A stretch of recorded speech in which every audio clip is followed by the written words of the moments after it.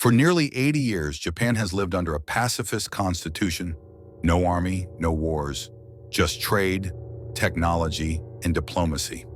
But that era is over. In 2024, Japan approved its largest military expansion since World War II, and the world barely noticed.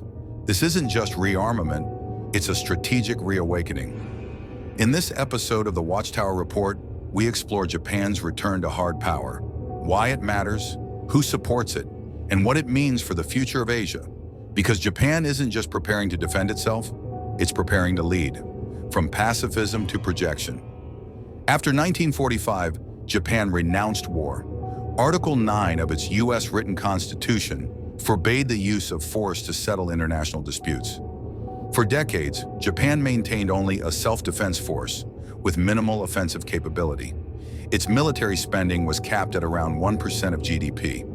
Its global role remained primarily economic. Its leadership emphasized diplomacy, non-intervention, and post-war humility. But times change. North Korea has tested dozens of ballistic missiles, some flying directly over Japanese territory. China is building the world's largest navy and routinely violates Japan's airspace and maritime boundaries. Russia, though distant, is expanding its Arctic ambitions and holding joint military exercises with China near Japan's waters. In response, Japan has launched its most ambitious military pivot since the 20th century. Defense spending will double to 2% of GDP by 2027, matching NATO standards. $320 billion allocated for hypersonic weapons, missile shields, and cyber defense acquisition of Tomahawk cruise missiles for preemptive strike capability, plans for new submarines, drones, and space-based missile warning systems. This isn't symbolic, it's strategic transformation with global implications. The U.S. alliance evolves for decades. Japan relied on the U.S. nuclear umbrella. American troops, ships, and aircraft were seen as sufficient deterrent. But now Tokyo wants autonomous capability. The U.S.-Japan alliance is shifting from protector-protected to partners in projection. Joint bases are being upgraded. U.S. Marines are repositioning for rapid response. New intelligence sharing frameworks are emerging. Washington and Tokyo are developing interoperable missile defense systems and preparing for scenarios like a blockade or invasion of Taiwan, a North Korean nuclear test followed by cyber attacks. A multi-domain conflict spanning space, sea, and cyberspace. Japan is no longer the junior partner. It's asserting strategic independence. At the same time, Washington views Tokyo as a regional anchor, a reliable ally capable of balancing Chinese power while upholding the broader Indo-Pacific order. The China factor Beijing is watching. Japan's rearmament is seen not as defensive, but as escalation. China's state media warns of a return to militarist nationalism. PLA exercises near Japanese waters have intensified. Patrols near the Senkaku Islands are more frequent, and cyber attacks against Japanese infrastructure, banks, utilities, and government systems have surged. In reality, Japan is responding to clear provocations, regular incursions into disputed maritime zones, threats to Taiwan, which sits just 100 kilometers from Japanese territory. The growing integration of Chinese and Russian naval operations. Tokyo is not preparing for war. It's preparing for deterrence through strength. Because Japan understands weakness invites aggression, constitutional constraints, and cultural shifts. Legally, Japan is still constrained. Its constitution forbids offensive war, but reinterpretation is underway. In 2015, Japan passed laws allowing collective self-defense. In 2022, it declared that preemptive strikes may be legal if threats are imminent. Culturally, the shift is slower. Many Japanese still value pacifism. Memories of Hiroshima, Nagasaki, and the empire's wartime atrocities are alive. However, the mood is changing. Polls show growing support for expanded military capability. Young voters are more nationalistic. Threat perceptions are rising. Leadership is steering public opinion. Prime Minister Fumio Kishida, once a dove, has rebranded his vision as realistic pacifism and proactive peace.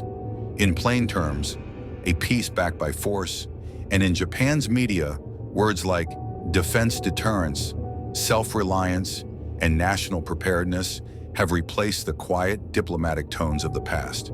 The Indo-Pacific Chessboard, Japan's rearmament, is not occurring in a vacuum. It's part of a larger strategic realignment in the Indo-Pacific.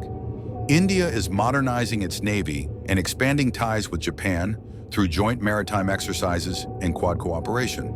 Australia is integrating more deeply with US and Japanese command systems and acquiring nuclear submarines through AUKUS. The Philippines is reopening bases to American forces and discussing joint patrols with Japan.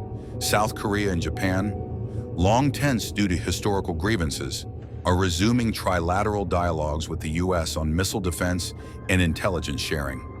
This isn't just containment of China, it's the construction of a multilateral deterrence web. The old US-led unipolar order is giving way to regional coalitions, and Japan, with its technology, economy, and now military power, is emerging as a pillar of that order. The return of the empire? Some critics ask, is Japan returning to its imperial past? The answer is no. Not in ambition, not in ideology. Today's Japan is not motivated by conquest.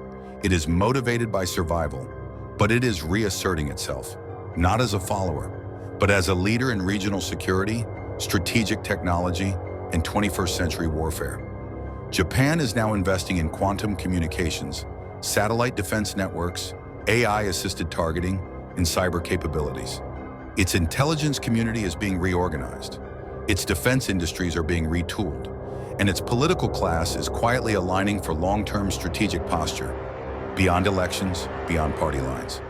The empire is not returning, but Japan as a military power is, and the world should pay attention, because this rearmament isn't reactionary, it's deliberate, it's lawful, and it's designed to last.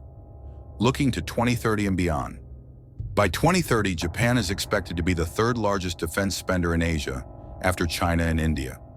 It may host forward-deployed missile systems, advanced space surveillance networks, and even nuclear sharing protocols. The question is, will it stay aligned with the US or carve out its own independent strategic role? Already, Japan is building influence in Southeast Asia through development loans, infrastructure investment, and maritime security training. It is becoming not just a regional power, but a strategic magnet in a fragmented world. As Pax Americana declines, and as the Chinese model expands, Japan's model of democratic strength backed by strategic realism may become the third path. For 80 years, Japan slept beneath its pacifist constitution. But the world has changed, and Japan is changing with it. It is not abandoning peace, it is protecting it. Because in a world of rising threats, sometimes peace needs armor. This is the Watchtower Report, where strategy meets reality.